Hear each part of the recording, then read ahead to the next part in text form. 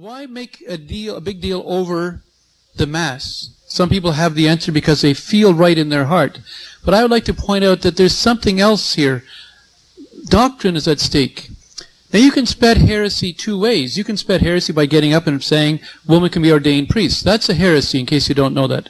And if somebody says that, he's speaking heresy. Now that's one way to spread heresy. But it's not the only way to spread heresy in the church. There's another way, which is much more subtle and one that we've been subjected to for the last 25 years. It's called heteropraxis. What is praxis? Praxis is the Latin word for practice. Now there are certain practices that give rise to a belief, give rise to a way of thinking.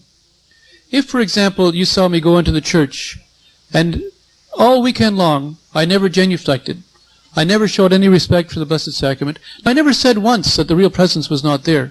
But I carried on in such a way as to give you the impression I didn't believe in it. Now, if that were to go on for 5 months or 5 years or 15 years, after a while, as St. Benedict would tell us, most people are taught by way of example and not by way of words. And so the heresy would be implanted in your mind if my example was the only one you saw. You would get the impression that the real presence is not a doctrine of the Catholic Church because no respect is being shown towards it. And we might even bow to a statue, we might even genuflect before a statue, but make a positive point of not genuflecting before the Blessed Sacrament. The message would sink in after a while. And that is why it's important to hold on to tradition, not only because that it's more pious and because it helps us feel better towards God, and it certainly does do that, but because it's also a way of upholding Catholic faith. Because by having the wrong practices, or practices that give rise to a false impression, in the long run it has the effect of eroding your Catholic faith. And that is why when we say that St. Robert Bellarmine speaks about resisting people, priests, bishops, cardinals, and even the Pope, it refers to the same thing that Father quotes about Suarez or quotes about other great theologians in the church, that as Innocent, a pope, mind you, tells us we must resist the Pope who does not follow tradition.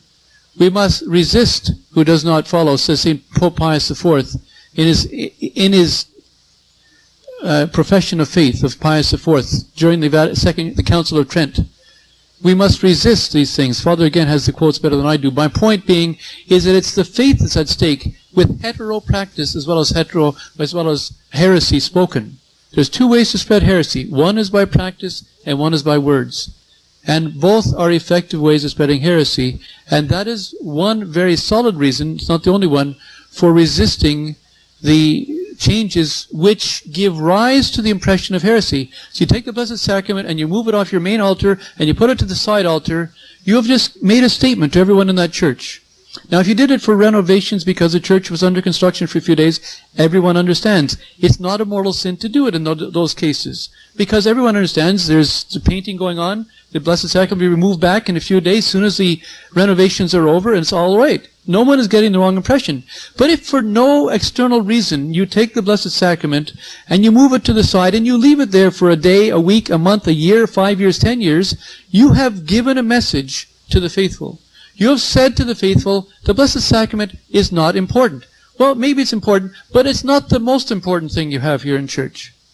And therefore you're sending a message out there.